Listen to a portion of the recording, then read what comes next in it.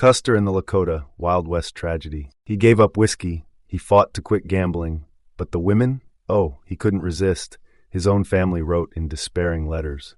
George Custer, a name etched in American legend yet stained by vice and ambition. Was he the bold leader history celebrates, or a flawed man chasing glory at any cost? The answer might shock you. Subscribe to Histories and Native Tales to uncover the truth. George Armstrong Custer burst onto the stage of American history like a cavalry charge, bold, brash, and impossible to ignore. During the Civil War, this golden-haired boy from Ohio carved out a name for himself as a fearless young officer. At just 23, he was brevetted a brigadier general, leading Union troops to stunning victories, like at Gettysburg in 1863, where his cavalry smashed Confederate lines with reckless abandon. By war's end, he'd racked up a tally of heroic feats that made him the darling of the North. Newspapers dubbed him America's glorious boy, and the crowds cheered.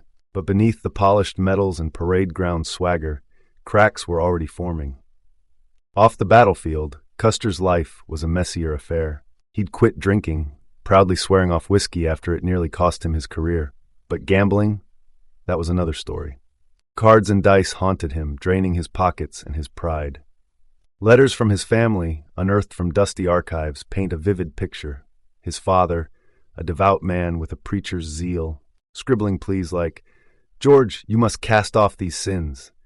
His wife Libby stood by him, but even she couldn't ignore the rumors of his wandering eye. One relative didn't mince words. He fought to quit gambling, but the women he couldn't resist. Custer's vices weren't just whispers, they were a storm threatening to drown his reputation. Yet for all his flaws, Custer dreamed big. He didn't just want battlefield glory, he craved the wealth of a railroad tycoon or the fame of a literary star. In 1871, he ditched the frontier for New York, chasing silver mine investments that fizzled out faster than his luck at the poker table. He scribbled articles for magazines like The Galaxy, spinning tales of the plains that mixed bravado with a surprising curiosity about fossils and native cultures. Here was a man who could sketch a dinosaur bone one day and dodge bullets the next, a restless soul torn between the wild and the civilized. Then came Kentucky in 1872, a posting that exposed a darker side. Tasked with crushing the Ku Klux Klan during Reconstruction, Custer didn't exactly charge in. Instead, he dined with Southern gentlemen, some whispered to be Klan sympathizers themselves, sipping bourbon and swapping stories.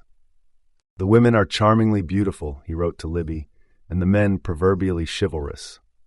As a Democrat, he didn't buy into Washington's push to dismantle white supremacy in the South.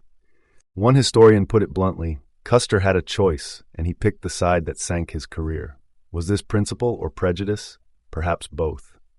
His old West Point pals from the South still tugged at his loyalties, even as his patrons, General Sheridan and President Grant, frowned from afar. So who was Custer really? The Civil War hero who dazzled a nation, or the flawed gambler hobnobbing with rebels?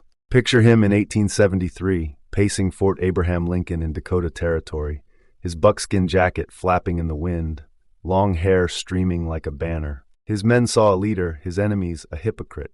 "I've let myself down," he confessed in a tear-stained letter to Libby after some unnamed disgrace, likely a woman, given his track record. But as he gazed west toward the untamed plains, Custer wasn't done yet. His next move would drag him, and the Lakota, into a collision that would echo through history. Was he a man of destiny, or a sinner racing toward his reckoning? In the spring of 1873, George Armstrong Custer rode into Dakota Territory, his boots kicking up dust at Fort Abraham Lincoln. The Missouri River glittered nearby, a lifeline snaking through a land poised on the edge of chaos. He'd been drifting, New York's silver mines had flopped, Kentucky's politics had soured, but now the West called him back. His mission? Guard a survey team for the Northern Pacific Railway, a steel artery dreamed up by financier J. Cook to stitch the frontier into America's industrial quilt. Custer arrived in style, buckskin gleaming, wide-brimmed hat tipped back, his long hair fluttering like a war flag. To his men he was a returning legend, to the Lakota watching from the hills, a harbinger of doom. The West wasn't just wild, it was a battleground where progress clashed with survival. Cook's railroad wasn't merely tracks and ties, it was a weapon. The bison, lifeblood of the Plains tribes, were in its crosshairs. Between 1872 and 1874, non-native hunters, many egged on by rail crews, slaughtered over 3 million of them on the southern plains alone. Carcasses rotted in the sun, hides stripped for profit, bones left to bleach. By the mid-1870s, the Central Plains were a graveyard, the herds nearly wiped out. General Sherman, grim as ever, saw the carnage as strategy. "The white public clamors for extermination," he growled in a letter, though it's easier said than done. His colleague Sheridan agreed, kill the buffalo, and the Indians would kneel. It was cold, calculated genocide by proxy, and Custer was the tip of the spear. But the Lakota wouldn't kneel quietly. Out on the plains, two titans of resistance, Sitting Bull and Crazy Horse, forged an alliance as rare as it was fierce. They had clashed with surveyors before, in 1872, when Sitting Bull sat puffing his pipe under a hail of American bullets, unflinching as they whizzed past. Crazy Horse had circled like a hawk, lance flashing, scattering the intruders. Now in 1873, with Custer escorting a new expedition, they teamed up again. Their goal? Stall the Iron Horse carving through their lands. "We'll make them run," Crazy Horse vowed to his warriors, his voice low but electric. Together they shadowed the surveyors, a silent promise of defiance. Custer, meanwhile, leaned into the adventure. He'd brought the 7th Cavalry, 10 companies strong, plus scientists, fossil hunters, and a band blaring Gary Owen to lift spirits. He even hauled a non-regulation stove, sparking a spat with Expedition Commander Stanley, who banished him to the rear in a huff. But Custer wasn't just playing frontiersman. He bonded with Bloody Knife, an Arikara Lakota scout with a grudge against the Lakota as deep as the Yellowstone River. Bullied as a boy by the warrior Gaul who'd scalped his brothers, Bloody Knife spat at Custer's marksmanship one day. "You shoot like a blind mule." Custer laughed it off, clapping the scout on the shoulder. Here was a man he could trust, a jester with eyes sharper than any rifle sight. Trouble brewed by early August. On the 4th, near the Yellowstone's banks, Bloody Knife's instincts flared. Tracks in the dirt, bent grass, signs of an ambush. Sure enough, Lakota and Cheyenne warriors, 3 times Custer's 90 men, sprang the trap. Arrows sliced the air, rifle smoke curled from the woods. The enemy tried to lure him out, torching the grass to flush his troop like quail. But Custer didn't bite. He hunkered down, barking orders, his line holding firm as flames licked closer.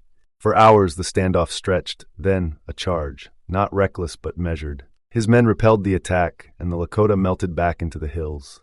"Custer did damn well here," Stanley later admitted, reversing his earlier scorn. A week later, on August 11th, they struck again. Sitting Bull watched from the bluffs, a distant figure against the sky, as his warriors taunted, "Come out, Longhair, we'll take your horses." Custer kept cool, refusing the bait. When Stanley's relief force rolled in, he seized the moment. Hair streaming, he led a thundering charge, Gary Owen ringing out. The Lakota scattered. Sheridan scrawled a note, "Brilliant work, the boy's back." Newspapers crowed anew. But beneath the headlines, a question lingered. Was this triumph skill or swagger? Custer assumed his cavalry could always outmatch the savages, a confidence born of Civil War glory, yet blind to the growing storm. Look deeper, and the picture shifts. The bison slaughter wasn't just greed, it was policy, a deliberate chokehold on native life. Sherman and Sheridan weren't wrong about the public's bloodlust. Settlers cheered as the herds vanished. Yet the Lakota's resistance wasn't mere desperation, it was mastery. Sitting Bull's pipe-smoking bravado and Crazy Horse's lightning raids showed a people adapting, not crumbling. Custer, for all his flair, wasn't invincible here. His guns jammed, his recruits stumbled, only his charisma held the line. Was he a conquering hero, or a cog in a machine grinding down a culture? The West was no longer his playground. It was a crucible, and the fire was rising. By the summer of 1874, George Armstrong Custer was itching for a new stage. Fresh off his Yellowstone triumphs, he saddled up for the Black Hills, a rugged sprawl of pine and meadow just beyond the Great Sioux Reservation. General Sheridan had tapped him for the job, scout a spot for a fort to tighten the Army's grip on the Lakota. But Custer brought more than soldiers. 10 companies of the 7th Cavalry, a thundering herd of 1,000 men, rolled out from Fort Abraham Lincoln. With them came a circus of civilians, Scientists picking at fossils, geologists eyeing the earth, and newspapermen hungry for a scoop. A band struck up Garryowen as they marched, Custer's buckskin jacket catching the sun, his hair a golden banner snapping in the wind. This wasn't just a mission, it was a spectacle. The Black Hills, or Pahasapa, shimmered with promise and peril. To the Lakota, who'd wrested them from the Cheyenne decades earlier, they weren't just sacred in some timeless sense. They were a hard-won prize, rich with buffalo and timber for lodgepoles. Custer, though, saw something else. Ever the dreamer, once scribbling tales of the plains for the galaxy, chasing silver in New York, he couldn't resist the whispers of gold. On July 30th, 2 miners in his crew struck pay dirt, sifting flecks of yellow from a creek bed. The camp erupted, men whooped, hats sailed skyward, tears streaked dusty faces. "We've found it, boys!" one miner bellowed, voice cracking with glee. Newspapers back east screamed headlines, "Struck it at last." But the haul was pitiful. A trace, not a vein. Didn't matter. Custer, ever the showman, fed the frenzy, nodding to reporters with a grin. Plenty more where that came from. Word spread like wildfire, and the Black Hills turned into a magnet for the desperate. The Panic of 1873 had gutted the East. New York alone lost a quarter of its jobs, and gold was a lifeline. Miners, speculators, and ruffians poured in, boots trampling Lakota land. Sheridan tried to stem the tide, posting General Crook, his old West Point roommate turned rival, to bar the gates. But the flood was unstoppable. Custer's expedition, meant to plant a fort, had lit a match instead. The Lakota watched, fury rising. Sitting Bull, mourning his cholera-stricken daughter far off on the plains, got wind of the invasion. By 1875 he was back, rallying the tribes. "The whites bring rogues and thieves," he warned his chiefs, eyes blazing, "and we'll crush them together." Crazy Horse nodded, lance in hand. A grand alliance was brewing. Washington scrambled to douse the flames. President Grant, clinging to his peace policy, sent a commission in autumn 1875 to buy the hills from the Lakota. Led by Senator William Allison and General Terry, a bearded master of vague orders, they rolled into the Red Cloud Agency with cash in hand, $5 million. The Lakota laughed it off. Spotted Tail, their spokesman, stood tall. "Give us $60 million, enough for 7 generations, or walk away." The commissioners blanched. Their budget couldn't stretch that far. Sitting Bull and Crazy Horse didn't even show. Crazy Horse sent word he wouldn't sell a pinch of dirt. Talks collapsed in a haze of dust and curses. "The Indians won't bend," Allison reported to Grant, his tone grim, "and starvation's our only leverage." Grant faced a fork in the road. His peace rhetoric was fraying. 3 million bison dead, railroads slicing the plains, settlers clamoring for land. Assimilation sounded noble, but the Lakota weren't melting into any pot. On November 3rd, 1875, he called a secret meeting at the White House. Sheridan and Crook filed in, faces hard as stone, joined by top brass. The air crackled with tension. War or peace? Force the Lakota out, or let the hills simmer. Custer's fate and the Lakotas hung in the balance. He'd sparked this gold rush, a gambler's bet gone wild. But could he ride the chaos to glory, or would it bury him? Here's the twist. Custer wasn't just a trigger, he was a mirror. His fossil-hunting, story-spinning quirks showed a man caught between science and savagery, admiring the Lakota even as he helped doom them. In My Life on the Plains, he'd mused they were doomed by nature, yet their defiance mocked his Darwinist certainty. The whites saw gold as progress, the Lakota saw theft. Who was the savage here? The clash wasn't just land, it was worldview, and it was spiraling toward a showdown no one could predict.